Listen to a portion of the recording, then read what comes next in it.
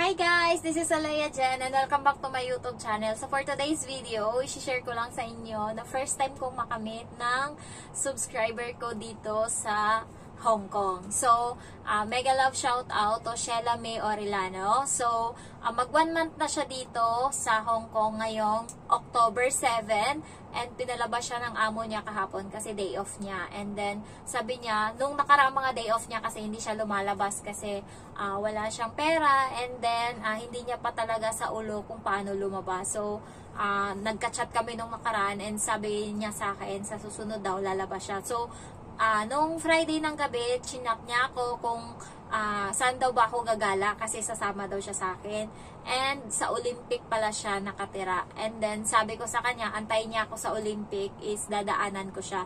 Kasi dalawang way meron ako. Pwede akong sumakay ng Sham Shui po, yung red na line, or pwede ako doon sa Dilaw, ayun yung Nam Chong, ayan. So, kahapon doon ako lumaan sa likod ditong building, Nam Chong yung ano ko, yung sakay ko, and dinaanan ko siya sa Olympic. So, first time ko siyang na-meet, and first time kong naka-meet talaga ng subscriber dito sa YouTube. And tuwang-tuwa ako guys. Ang ano na pala, nakakatuwa na meron ka palang ano, natulungan kahit papano or meron na naging kaibigan ka dahil lang sa ano, sa ganto sa YouTube ko. Ayan. So, nung nakita ko siya is tuwang-tuwa ako and then tinuruan ko siya paunti-unti kung ano yung mga ano, mga way and then sinasabihan ko siya. And then, natutuwa ako kasi kahit nandito na siya sa Hong Kong is pinapanood at pinapanood niya pa din yung mga vlog ko. And then, sinama siya namin sa gala namin kahapon. So, first, tinuruan ko siya kung paano magpadala ng pera sa Pinas. And, sinabihan ko siya yung mga pang-Pilipino na mga pagkain. So, tinor ko siya sa Central kahapon doon sa Worldwide. Ayan. So, nagpadala siya sa BDO and then, tinuro ko na din sa kanya kung saan yung Western para in case doon na din siya nagpadala. So, nakapagpadala siya ng pera kahapon sa pamilya niya. And then, pagkatapos noon, kumain kami sa Cafe de Coral. Ayan. So, sa mga new subscriber or sa mga pupunta dito sa Hong Kong, kung sawa na kayo sa Jollibee kumain, yung Cafe de Coral guys, sulit na sulit yung perang babayaran mo kasi madami silang mag-serve. Yung isang mangkok na 2 malalaking manok, ayan, so chicken, ano ba yung binigay sa akin? Hita pala yun, chicken leg and boneless na bandang puwita ng manok is, and then may malaking patatas, and then may talong, may kanin. Ayan, so ipapakita ko na lang yung picture dito, i-edit ko na lang. So, sulit na guys. Pwede mo na siya pang tanghalian and then hapunan. And ayun yung gagawin namin sa susunod na day off. Bibili kami doon ng pagkain and iti-take out namin. Tsaka namin kakainin sa park. Kasi may kasama ako na maliban sa eto si Sheila May, magiging kasama ko na siya parati every day off. Kasi ano na siya, every Saturday yung day off niya. Kaya kahit saan-saan kami makakarating and soon makakapag-hiking kami. Ayan. So, gusto niya mag-hiking and yun din yung hilig ko sa Pinas, mag-hiking. Pero, iniisip ko, ay, pagod ako buong linggo and then babalik ako sa ano, sa trabaho, bugbog yung katawan ko. So, baka hindi naman katulad sa Pinas yung hiking dito, baka mani-mani lang. Yung hiking kasi namin sa Pinas, guys, basagan talaga ng tuhod. Ayan, so nakaakyat ko na yung Mount Makiling. Ayan, yung sa Montalban, yung mga peak doon. Ayan, so naakyat ko na Mount Ulap. Ayan, so medyo hardcore yung mga inaakyat-akyat ko, kaya minsan may mga pasak-pasa yung mga tuhod ko. And bugbog talaga, kasi yung hiking na ginagawa ko sa Pinas is 3 bundok sa isang araw, trilogy. Ayan, and then, hindi ka na nakakaihi, guys. Ang dami mong ininom na tubig, 3 litro na, pero hindi ka umiihi kasi napunta na sa pawis yung dapat iihi mo, ganun. So, ang chika ko na naman.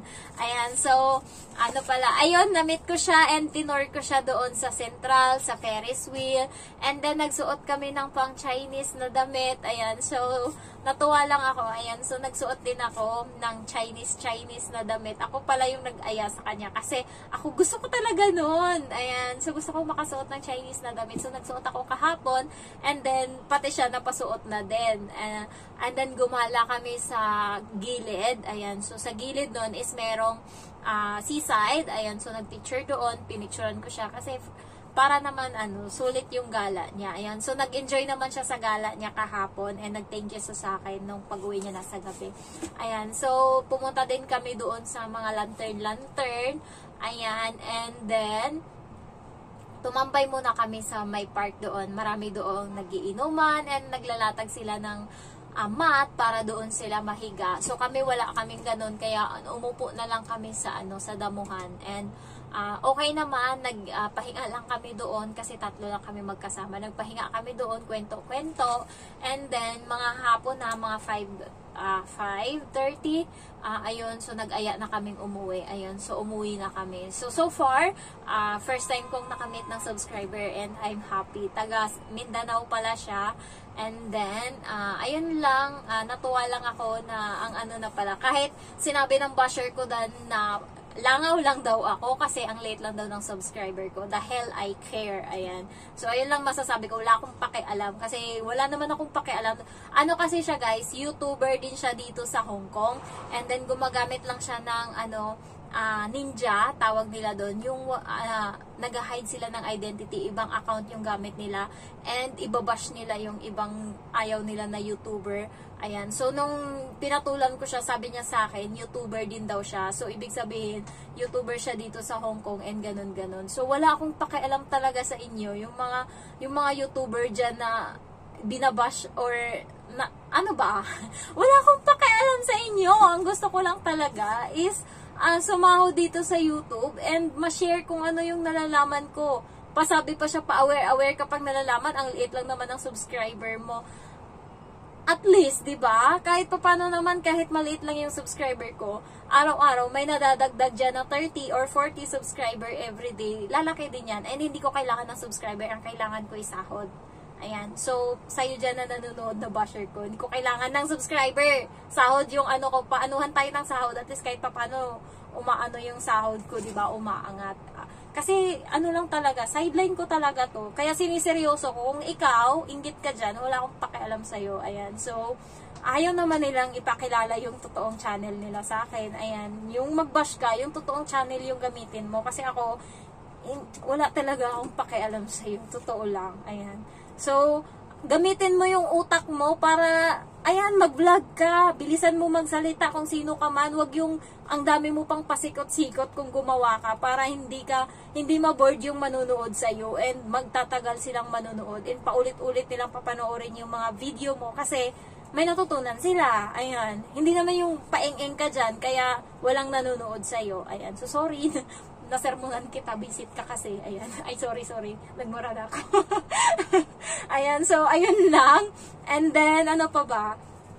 Yung ibang mga subscriber ko, makaka-flight na din sila. And soon, mamimit ko na din sila.